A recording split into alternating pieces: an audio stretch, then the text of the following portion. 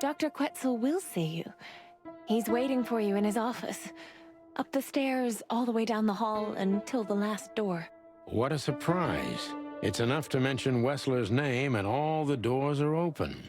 I wouldn't want to get mixed up in this, but do you think Albert is in danger? Danger? What do you mean? We haven't heard from him since he disappeared, and we're really, really worried. I see. We don't know yet, miss, but let's hope for the best. Great wild ones protect him. Where is he? No idea, Marty. The smell of all that's furry. I'll never get used to it. Well, reptiles have a disgusting body odor, Marty, but they feel exactly the same about us. Exactly. Great wild ones, you scared the hell out of me. I already sensed your arrival from afar. You know, snakes have a different sense of smell, and birds used to be our prey once upon a time. Well, yeah. Luckily, we're living in civilized times. Lucky. Please take a seat. How can I help you, gentlemen?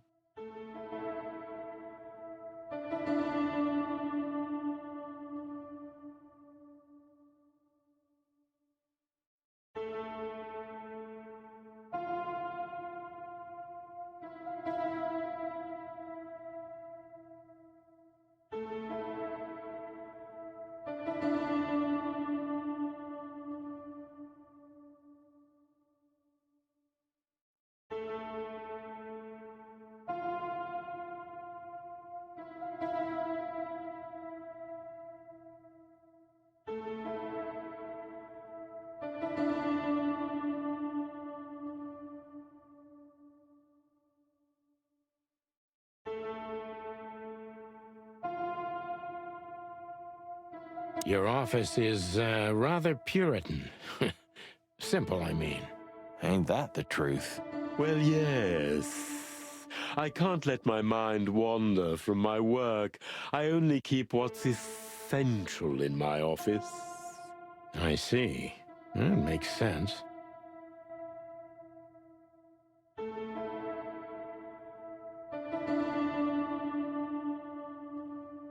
Why do you have bars on your windows? Because it's a room like all the others, and I'm just an animal, too, like all our residents. With the significant difference of you being a doctor and not a patient, am I right? It's not as big of a difference as you'd think.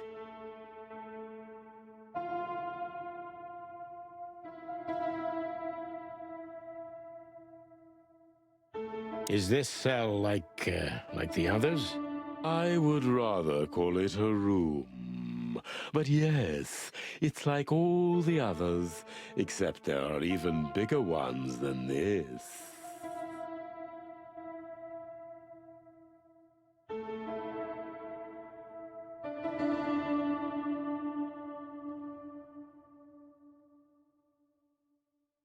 An isle of reason in a sea of insanity. Insanity is such a strong word, and it's mostly an abstract idea. Where does insanity start, and how long is one not insane? Interesting questions. Am I normal, or are you? Maybe neither of us. You see, that's something I think about a lot nowadays. If you like, I can give you an appointment. Oh, this is your chance, Sonny. Don't miss it. We're already here. Marty, clock up.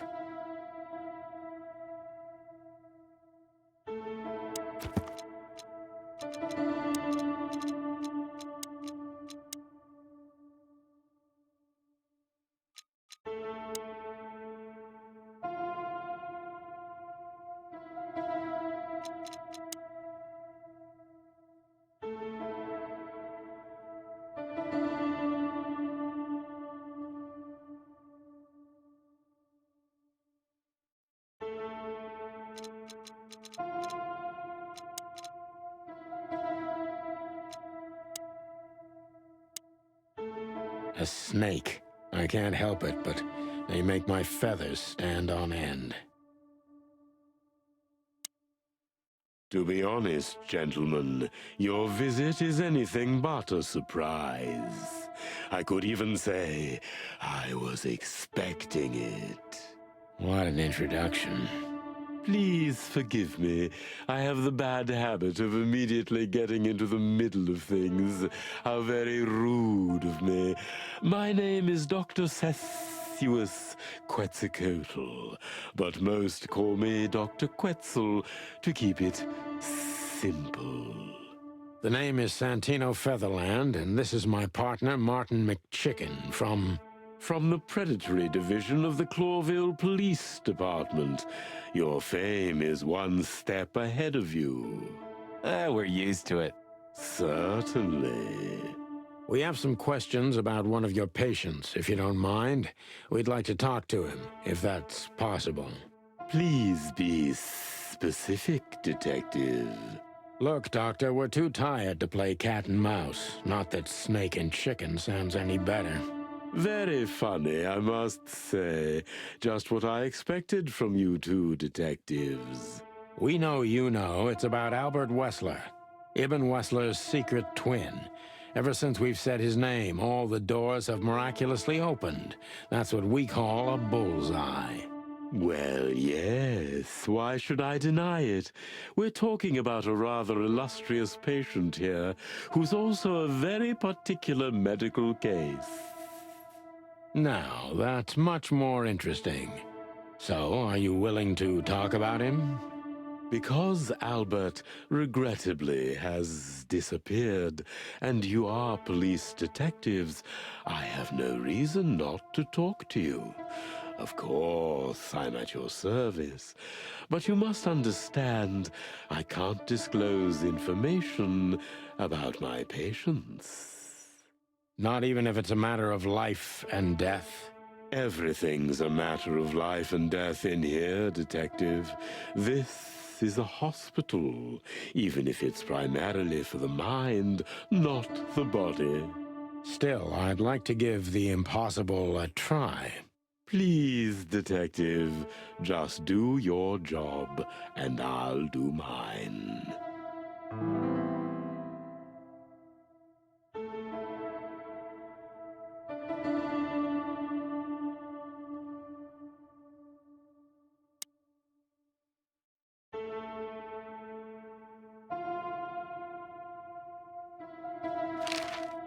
How long was Albert a resident of the institution? For quite some time. His first symptoms surfaced in his teens. Depression, panic attacks, and schizophrenia. Was he brought here immediately after the first signs that something wasn't right? You know, the biggest problem with an opinion on insanity is that animals are ashamed of it. That's the reason our institution stands out here in the middle of nowhere. Because animals would rather hide what they're afraid to face. I couldn't have said it better myself. As far as I know, the Wessler family wasn't exceptionally wealthy. Indeed, they were rather poor, but we offer our services gratis. Then how do you sustain yourselves? By the grace of the treasury of King Hector III, of course. I wouldn't have guessed that. My family and the royal dynasty had always been on good terms, Mr. Santino.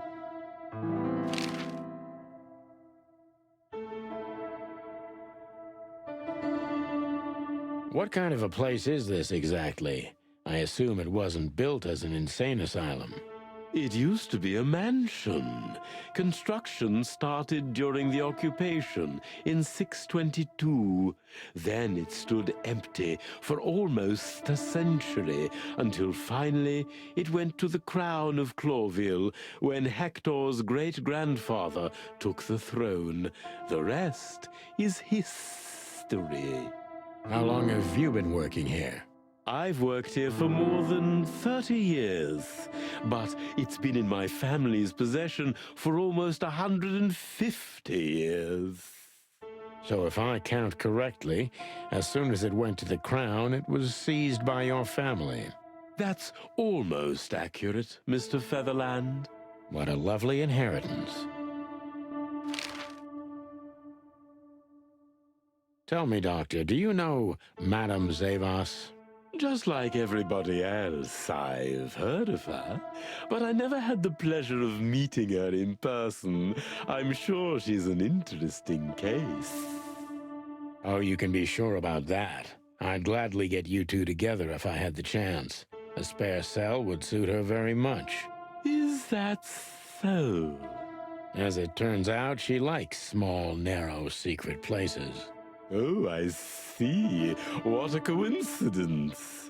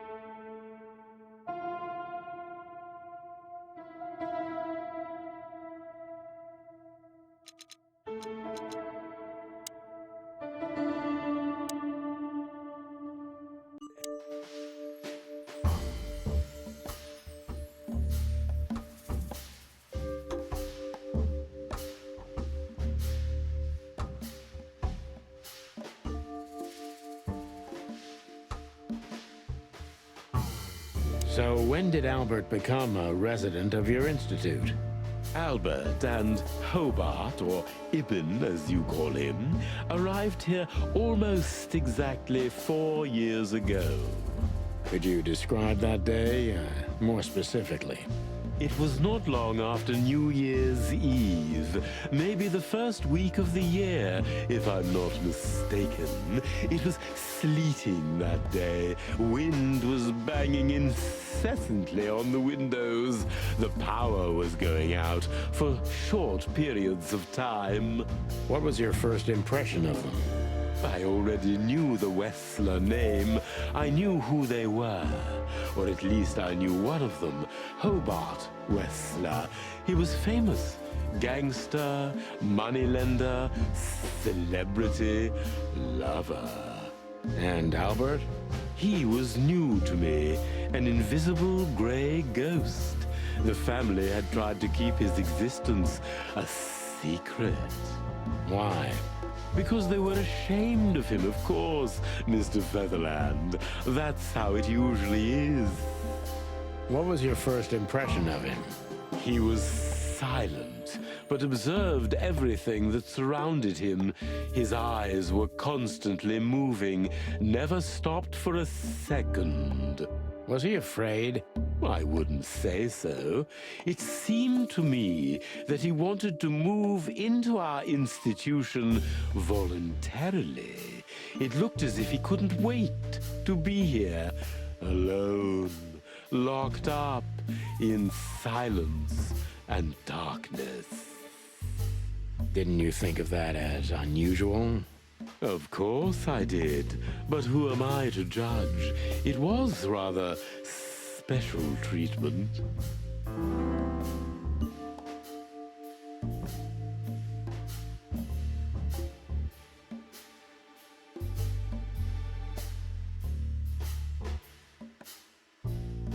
What kind of special treatment did Albert get?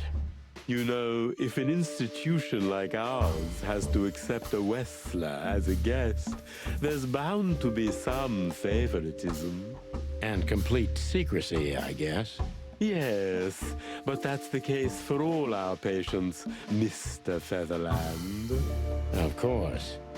So in what way did he receive more than the others? Basically, we don't admit anyone into our institution without a complete and thorough prior assessment. In the case of Albert, we put that aside. So you didn't even know if he had anything wrong with him? Initially, no. He was more of a guest than a patient.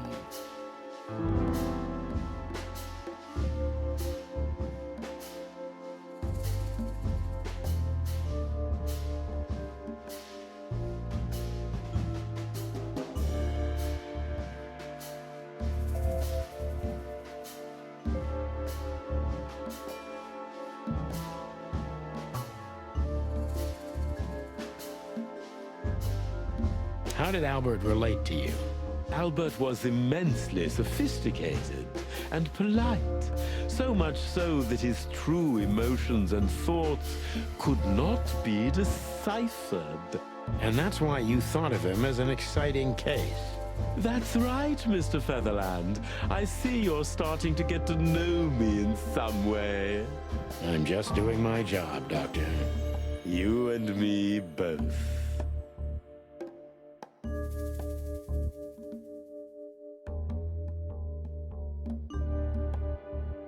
Are you telling me Albert had multiple personalities? We found out very quickly that there was no other reason for the cause of his seizures. He had a cold and calculating personality who sometimes, especially on stormy days, took the reins over their shared mind. He had these seizures from the beginning. Yes, Mr. Featherland, but they started to intensify after Albert left our institution for the first time. He did what? Left the institution? More than once? Oh, yes, Mr. Featherland. Albert left the institution on several occasions until the last time, when he failed to come back. Quetzal's not only very observant, but he's addicted to details.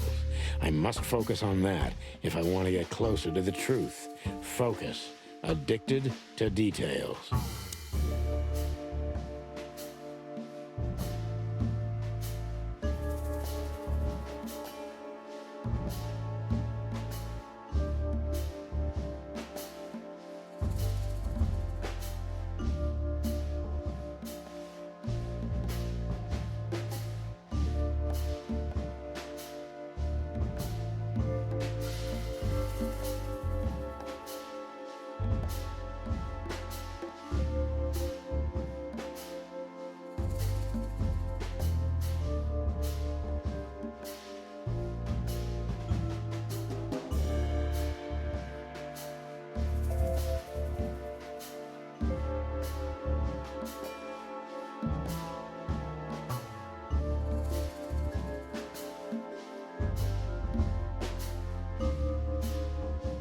When and why did Albert leave the institution for the first time? It was about 2 years ago. Mr. Hobart Wessler appeared and demanded we let his brother go free. Naturally, we obliged. We had no idea if we'd ever see him again. But you did. He returned the same day. Albert was ecstatic. He was unrestrained. I could almost say happy. That was unusual for him? I had never seen him like that before, Mr. Featherland. He just smiled and stared at the empty wall for hours. Did he ever tell you what happened to him outside?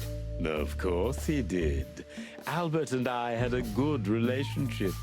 He was working on a painting for his brother. Was it a painting of a lovely lady cat?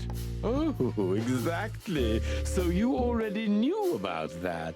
Yes, Dr. Quetzal, I've seen it.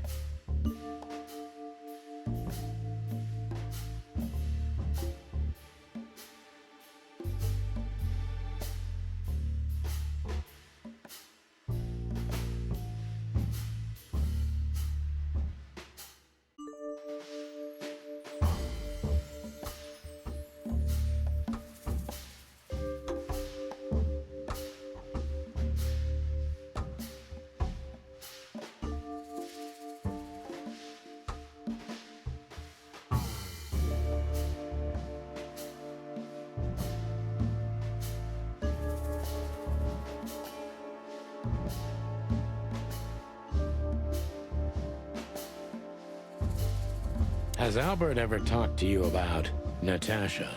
Only in superlatives, as if he wasn't talking about a real person, but an ethereal being, about an angel or a demon, something that is not of this world. And what did you think about his fantasies? We are in an institution where almost everyone is hallucinating on a daily basis, Mr. Featherland. It didn't really bother me, but the fluctuations of positive and negative were more disturbing. Thanks, Doc. I didn't understand a word, but I think I get the point.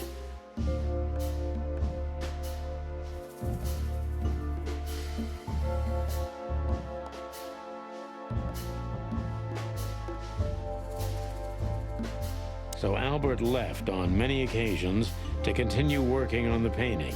Exactly, Mr. Featherland.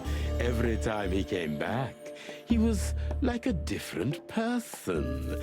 But unfortunately, his seizures also multiplied and became more dangerous. More dangerous? Albert was hurting himself.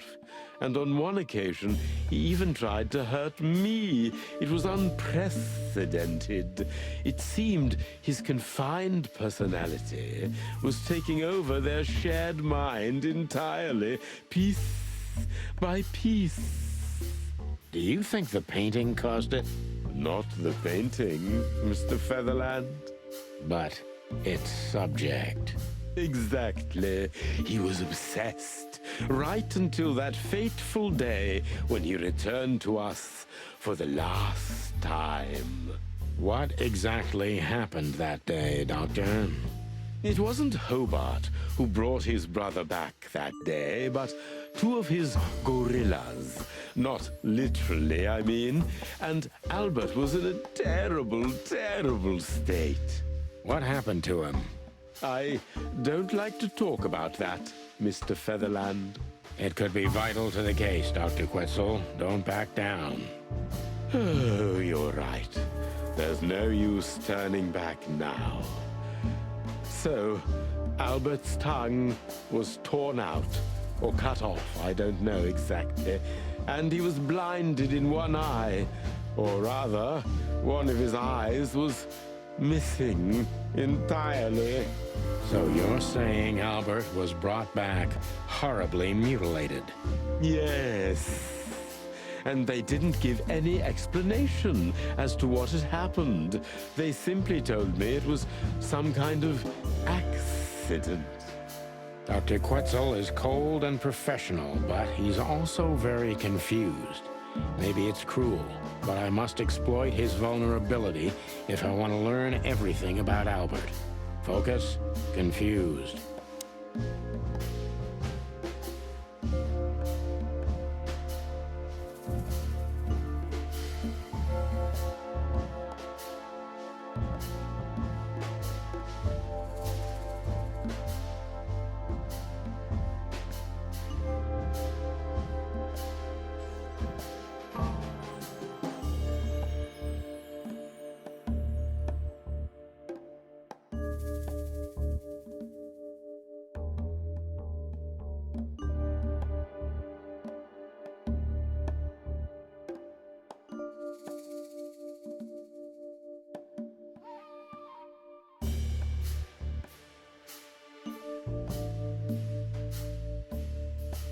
You didn't believe Albert had an accident, is that right?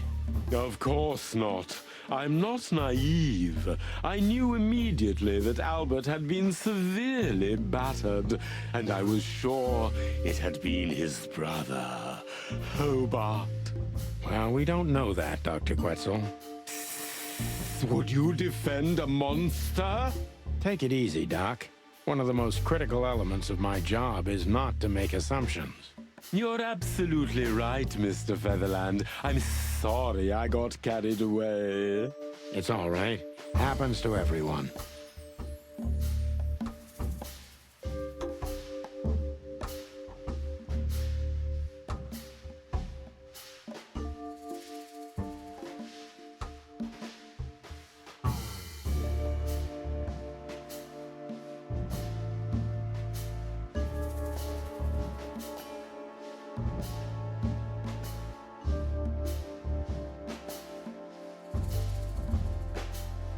Pull yourself together, Doctor. What was Albert's condition after the incident? Mind your tone, Detective. Sorry, Doc, but I can see you're disturbed by these memories. How could I not be? I'm not a monster. We're talking about a mutilated animal here. So, what was he like after the incident? Even more silent than ever. No surprise, I suppose. He was not only silent in words, but also in his soul and spirit. What do you mean by that? He never painted anything again, and his seizures completely stopped. That didn't get me far.